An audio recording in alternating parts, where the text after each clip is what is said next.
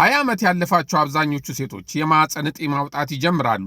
ይህ እጢ በማዕፀን ባህር ውስጥ፣ በማዕፀን ግድግዳ ውስጥ ወይም በማዕፀን ልባስ ስር ተንጠልጥሎ ተቀብሮ ወይም ተለጥፎ ሊገኝ ይችላል።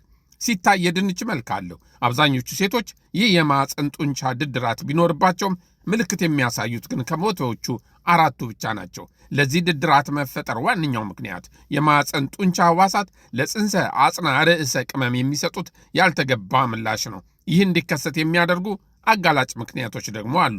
እነሱም እጅግ ፈጥኖ የጀመረ ወር አበባ፣ ወጣትነት ራሱ ከ20 እስከ 40 ዓመት ያለው ዕድሜ፣ አለመውለድ ወይም መካንነት፣ ልኩን ያለፈ ክብደት ወይም ውፍረት፣ አፍሪካዊነት ወይም ጥቁርነት፣ ውሃ አዘል ይዘት ዘር ፍሬ፣ ፖሊሲስቲክ ኦቫሪያን ሲንድሮም ናቸው። እነዚህ በሙሉ ተፈጥሯዊ ስለሆኑ እጢዎቹን መከላከል አይቻልም።